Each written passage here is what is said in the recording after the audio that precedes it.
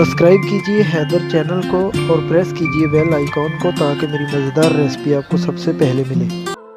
अस्सलाम वालेकुम फ्रेंड, उम्मीद है कि आप सब खैरियत से होंगे। आज फिर एक नई वीडियो के साथ हाज़िर हैं। आज की वीडियो में हम बनाने वाले हैं भोजपुरी बीफ कढ़ाई, बहुत ही आसान और ज़बरदस्त। सबसे पहले हमने बड़ी इलायची, छोटी इलायची, दालचीनी और लौंग और 2-3 काली मिर्च ली हैं। और सबसे पहले हमने ऑयल ऐड करके उसमें तेज़पत्ता ऐड कर लेना है 4 से 5, और दालचीनी के छोटे छोटे पीसेस, और बड़ी इलायची और छोटी इलायची और लौंग हमने जो है वो ऐड कर दिए हैं।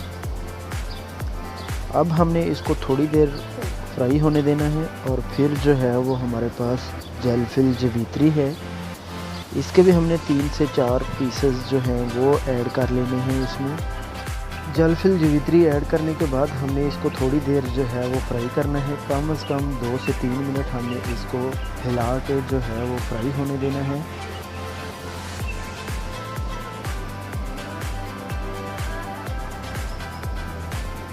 दो से 3 मिनट फ्राई होने के बाद अब हमने जो है वो बारीक कटी हुई इसमें प्याज ऐड कर देनी है।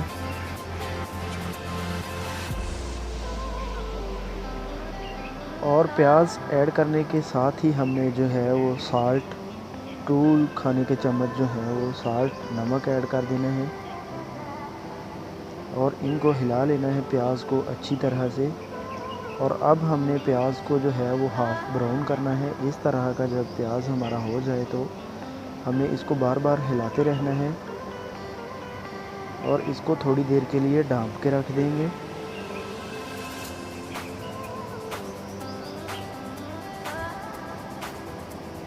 और एक बार फिर से प्याज को हिला लेंगे।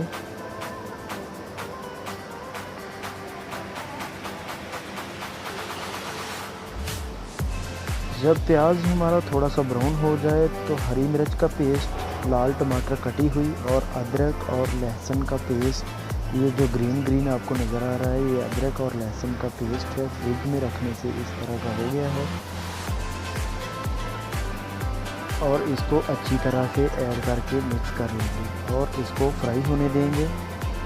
जब हमारा फ्राई हो गया है टमाटर, तो हमने अभी गोश्त को पहले बॉयल कर लिया था। बॉयल किया हुआ गोश्त हमने बीफ का ऐड कर दिया है। और इसको ऐड करने के साथ ही हमने जो है वो हिला के थोड़ी देर 1 खाने का चम्मच जो है वो हल्दी ऐड कर दी है हमने।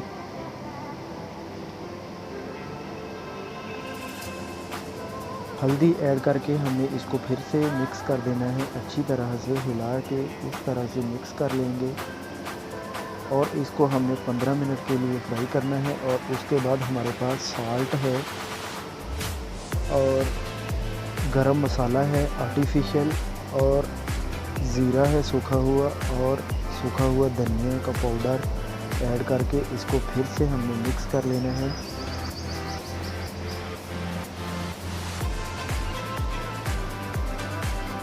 और इसको मिक्स करके जो है वो हमने